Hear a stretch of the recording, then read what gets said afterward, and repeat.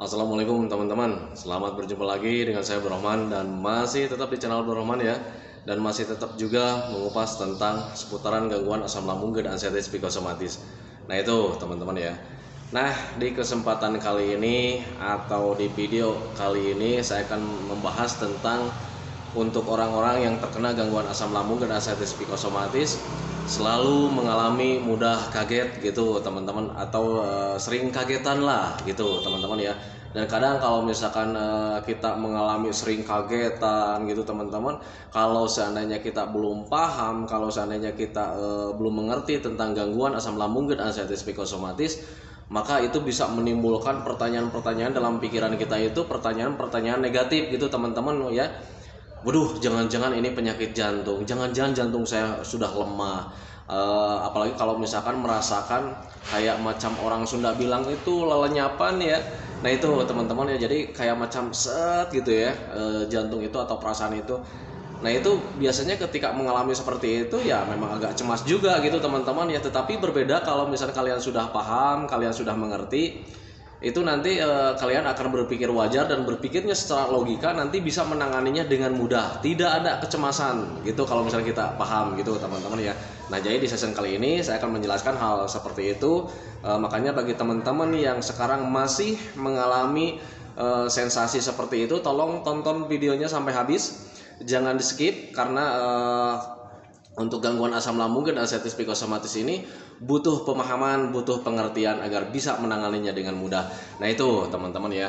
Nah kemudian bagi teman-teman yang baru bergabung, dimohon ya kalau seandainya kalian mau bertanya tentang seputaran gangguan asam lambung dan anxiety psikosomatis, alangkah baiknya kalian tonton dulu video-video saya yang sebelumnya. Karena untuk seputaran gangguan asam lambung dan anxiety psikosomatis semuanya sudah saya share gitu ya teman-teman ya. Dari mulai cerita saya yang terkena gangguan asam lambung dan anxiety psikosomatis, kemudian merasakan 1001 macam sensasi yang tidak nyaman juga sudah saya share, macam-macam sensasinya, kemudian bagaimana cara menangani setiap sensasi itu sudah ada di video-video sebelumnya. Nah makanya bagi teman-teman yang mau bertanya, alangkah baiknya kalian tonton dulu video-video sebelumnya, kemudian sesuaikan saja judulnya dengan keadaan kalian. Nah itu teman-teman ya. Nah kemudian bagi teman-teman yang baru bergabung juga, dimohon ya videonya itu di subscribe dulu, karena untuk subscribe itu tidak memerlukan biaya, tidak memerlukan pendaftaran. Jadi subscribe itu adalah hal yang sangat mudah sekali bagi teman-teman lakukan ya. Jadi teman-teman itu cukup memijit saja tulisan yang warna merah, tulisan subscribe, biar kenapa? Jujur ya, biar videonya itu cepat berkembang dengan baik. Dan kalau seandainya itu videonya itu berkembang dengan baik, sudah barang tentu itu akan menambah semangat tersendiri buat saya untuk terus nge-share tentang seputaran gangguan asam lambung dan anxiety psikosomatis ini terhadap kalian, dengan tujuan semoga saja videonya itu menjadi wasilah ya, atau jalan keluar bagi kalian yang sedang mengalami gangguan asam lambung dan anxiety psikosomatis hingga membaik, apalagi sampai sembuh total. Amin ya rabbal alamin. Ya minimal hanya memberikan motivasi saja, atau lebih minimalnya lagi hanya sekedar menemani kalian yang sedang merasakan sangat nikmatnya dari gangguan asam lambung dan anxiety psikosomatis. Nah itu teman-teman ya. Nah kembali lagi ke topik utama teman-teman ya. Untuk orang-orang yang terkena gangguan asam lambung dan anxiety psikosomatis selalu mengalami kagetan gitu teman-teman. Jadi mudah kaget, mudah terkejut teman-teman ya. Dengar suara sekecil apapun itu kita itu menjadi sensitif, dan kalau misalkan suaranya itu secara tiba-tiba atau dipanggil secara tiba-tiba, kita itu mudah kaget. Dan kalau seandainya sudah kaget, itu dada kita itu berdebar ya, kemudian jantungnya itu tidak berirama dengan benar gitu teman-teman ya. Jadi nggak nyaman lah gitu teman-teman ya, apalagi kalau misalnya kita lagi nyantai, kita lagi masak misalkan gitu ya, kemudian lagi melakukan hobi-hobi yang menyenangkan, kemudian tiba-tiba ada teman misalkan atau anak atau saudara atau siapapun yang mengagetkan kita, walaupun itu dengan apa ya, dengan kadar untuk mengagetkan kitanya itu mungkin hanya sepele, tetapi kita itu langsung terkaget teman-teman ya. Kemudian dadanya itu berdebar, jantungnya tidak berirama. Nah itu teman-teman, itu wajar saja gitu teman-teman. Itu adalah hal yang biasa sekali bagi para penderita gangguan asam lambung dan anxiety psikosomatis. Itu memang seperti itu. Jadi kalian jangan jangan berpikir yang lain-lain teman-teman. Aduh ini jangannya jantung saya sudah lemah, aduh ini jangan-jangan jantung saya itu sudah tidak normal lagi. Tidak teman-teman ya, itu memang hal yang biasa, itu hal yang lumrah. Karena apa? Karena dipicu dari kalian yang sekarang itu sedang benar-benar sensitif gitu teman-teman ya. tubuh kalian itu sedang waspada semuanya. Waspada karena memang ada trauma tersendiri di awal-awalnya gitu teman-teman ya. Di awal-awal saat terkena gangguan asam lambung dan anxieties psikosomatis, sensasinya seperti mau mati dan itu menjadi trauma tersendiri buat kalian, sehingga kalian itu menjadi waspada tubuhnya. Apapun yang terjadi, apapun yang kalian dengar, apapun yang kalian lihat, itu semuanya menjadi serba sensitif gitu teman-teman ya. Jangankan untuk dikagetkan lah, mendengar saja, kalau seandainya mendengar kematian atau misalkan pengumuman dari masjid misalkan ya, innalillahi wa inna ilaihi rajiun, nah itu menjadi kecemasan tersendiri ya. Karena semua tubuh kita itu sekarang itu lagi benar-benar sensitif teman-teman ya. Sensitif karena waspada. Apapun yang menimpa kita itu selalu meresponnya dengan sangat besar gitu teman-teman ya. Karena memang ada trauma tersendiri. Nah, pahami saja ke sana. Nah, kemudian pertanyaannya diganti ya. Apakah sering kagetan itu berbahaya? Saya bilang tidak gitu teman-teman ya. Tidak berbahaya sama sekali. Karena memang tidak berbahaya sama sekali. Yang namanya waspada untuk tubuh kita itu jangankan kita yang terkena gangguan asam lambung dan anxieties psikosomatis ya. Orang-orang yang tidak terkena gangguan asam lambung dan anxieties psikosomatis juga, kalau seandainya sekarang sedang sehat-sehatnya, itu tubuhnya menjadi waspada teman-teman. Dan tetapi perbedaannya sama orang yang sehat kemudian sama kita yang sekarang sedang terganggu, perbedaannya nilai sensitifnya itu berbeda. Kalau yang sehat ya mungkin sensitifnya normal. Kalau kita yang sekarang sedang terganggu, yang sensitifnya itu sedang berlebih teman-teman. Enggak apa-apa, wajar saja. Justru kalau misalkan kalian tidak mempunyai sensitif, itu akan akan menjadi bahaya tersendiri gitu teman-teman ya. Jadi kalau misalkan kalian tidak mempunyai rasa sensitif di tubuh kalian, apapun yang menimpa kalian hajar gitu teman-teman. Contohlah dimakan. Kalau seandainya kalian tidak mempunyai rasa sensitif, tidak mempunyai sensitif tubuh, kalian ketika terlambat makan juga misalkan kalian tidak kelayangan, tidak akan apa-apa gitu teman-teman ya, sehingga kemudian kalian itu tidak makan selama berhari-hari dan itu bisa menjadikan bahaya teman-teman ya. Nah itu makanya ketika kalian perutnya perih, oh itu sensitif kalian gitu teman-teman. Itu memang spontanitas tubuh ketika dia meminta tubuh kalian itu diisi dengan energi atau vitamin. Nah itu teman-teman ya, makanya ketika ada perasaan seperti itu ya solusinya makan saja. Nah itu teman-teman ya. Nah sekarang hubungannya dengan keterkaitannya dengan sering kagetan, gimana caranya? Nah kalau misalkan kalian ingin mengurangi, justru kalau menghilangkan tidak ya. Harusnya kalian mempunyai, tetapi kalian itu harus mengurangi sensitif kalian agar tidak tidak terlalu sensitif, agar tidak kalian itu kagetan. Ya kalian cukup memahami saja, latih saja semuanya ya. Nah yang namanya kagetan itu kan kita sudah tahu sendiri ya, bahwa penyebabnya itu kita itu memang sedang terlalu banyak sensitif. Jadi sekarang dilatih saja sensitifnya itu agar berkurang dengan cara apa? Biasanya orang-orang yang terlalu sensitif itu setiap harinya tuh selalu berpikir ya, selalu berpikir tentang kematian, selalu berpikir tentang penyakit, selalu berpikir tentang bahaya-bahaya. Nah justru itu akan menimbulkan sensitif kita itu menjadi lebih tinggi.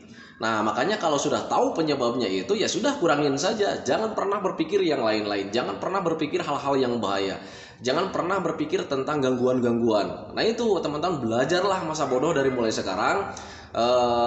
Yang penting kita sudah tahu bahwa gangguan asam lambung dan anxieties psikosomatis itu tidak berbahaya, karena memang tidak berbahaya gitu teman-teman ya, tidak berbahaya. Nah itu teman-teman ya, makanya pahami saja ke sana.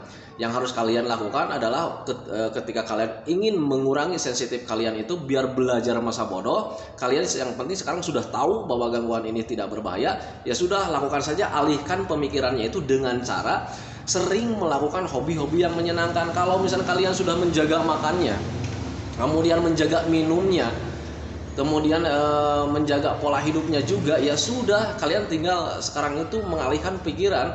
Kalian carilah hiburan-hiburan yang menyenangkan teman-teman ya.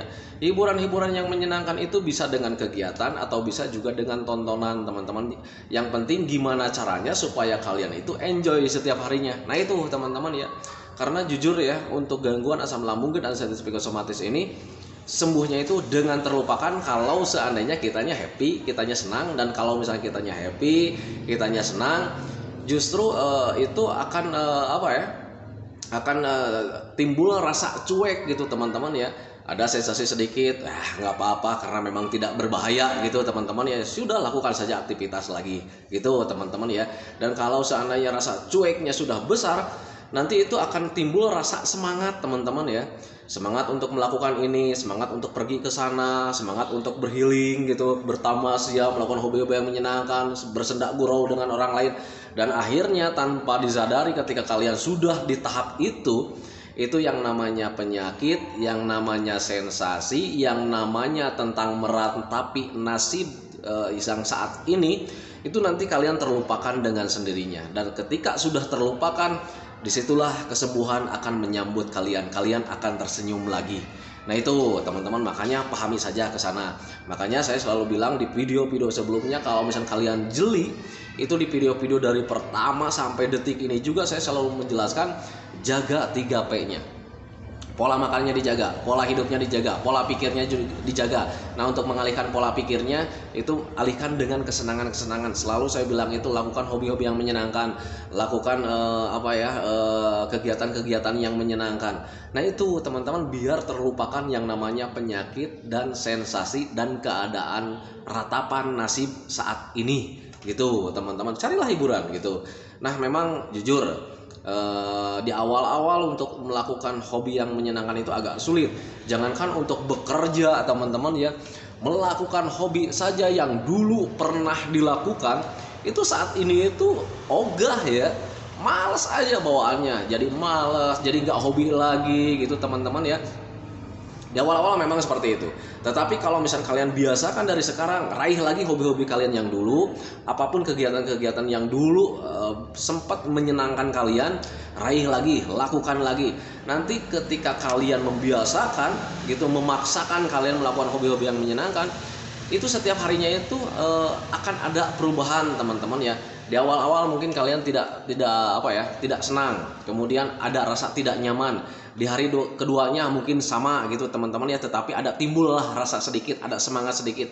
Hari ketiganya juga sama seperti itu, tetapi di situ mulai sudah ada rasa semangat dan moodnya sendiri sudah mulai tampil dan hadir. Kemudian rasa inginnya itu sudah ada lagi. Hari keempat, hari kelima seperti itu. Kemudian berlanjut lagi, nanti ada semangatnya timbul gitu teman-teman ya. Kemudian ingin melakukan yang lainnya lagi. Terus seperti itu, dan awal akhir nanti kalian punya cita-cita. Saya ingin melakukan ini, saya ingin melakukan ini. Kemudian ketika melakukan juga kalian sudah bisa tertawa, bisa tersenyum. Dan itu adalah awal-awal kesembuhan kalian. Tapi nanti ketika kalian sudah sudah lupa dengan semuanya, setiap harinya itu selalu tertawa, selalu tersenyum, happy karena sudah belajar masa bodoh tentang semuanya gitu teman-teman ya. Di situ baru dikatakan kalian itu sudah sembuh total. Nah itu teman-teman ya. Jadi semuanya serba nyaman gitu. Nah itu teman-teman ya, itu yang saya lakukan gitu. Dan memang ya, untuk orang-orang yang terkena gangguan asam lambung dan anxiety psikosomatis, jujur bagi saya juga seperti itu. Jadi ketika memang merasakan tidak nyamannya itu durasinya agak lama juga gitu teman-teman ya. Memang suka kecut juga ya. Kadang semangat kita itu suka turun gitu teman-teman. Tetapi ketika turun, yang harus kalian lakukan nih, ketika sekarang misalkan tidak punya semangat, tanamkan saja dalam pikiran, ternyata ini bisa sembuh. Nah itu teman-teman, saya harus bisa, saya harus kuat, saya itu harus melakukan tahapan-tahapan biar cepat sembuh lagi, biar kita itu meraih senyum lagi. Nah itu teman-teman, itu juga dulu saya lakukan gitu. Jadi ketika tekad saya mulai luntur, saya cepat-cepat berpikir, mengalihkan pemikiran-pemikiran tentang kejadian-kejadian yang dulu sebelum terkena gangguan asam lambung dan anxiety psikosomatis. Bisa bermain, bisa ngobrol, bercanda, gurau dengan keluarga. Nah, saya selalu mengingat-ingat ke sana. Dan ketika mengingat ke sana, nanti ada rasa semangat untuk sembuh, kemudian teringat lagi dengan metodenya, kemudian menjalankan lagi metodenya. Nah, itu teman-teman ya. Jadi pahami saja ke sana. Makanya bagi teman-teman yang sekarang sedang merasakan tentang sering kagetan atau mudah kaget gitu, mendengarkan suara berisik saja itu nggak nyaman, kemudian ditanya dengan cara mendadak juga gitu, kita itu selalu mudah kaget. Kalian jangan pernah berpikir yang lain-lain, jangan pernah berpikir bahwa jantung saya sudah lemah lah, jantung saya sudah mulai tidak normal lah. Tidak teman-teman, itu memang jantung kalian sehat, cuman kalian itu sensitif respon tubuhnya itu sedang benar-benar sensitif gitu. Karena memang itu untuk pertahanan tubuh sih sebetulnya ya, tidak berbahaya sama sekali. Nah, yang mengganggu itu kalau sensitifnya terlalu tinggi gitu teman-teman ya. Nah, sekarang tugas kalian itu adalah mengurangi sensitifnya itu biar tidak terlalu sensitif. Jadi kalau misalnya disentuh sama orang dari belakang juga kalian tidak kaget. Kemudian disapa dengan mendadak juga kalian tidak kaget. Nah, seperti itu teman-teman. Jadi kurangi saja nilai sensitifnya dengan cara memahami, kemudian melakukan hobi-hobi yang menyenangkan. Tetap terus melakukan hobi-hobi yang menyenangkan. Selama kalian sudah makan, sudah minum, kemudian tidurnya minimal 8 jam dalam satu malam, kemudian olahraganya minimal 30 menit dalam sehari, nanti kalian juga tinggal melakukan hobi-hobi yang menyenangkan.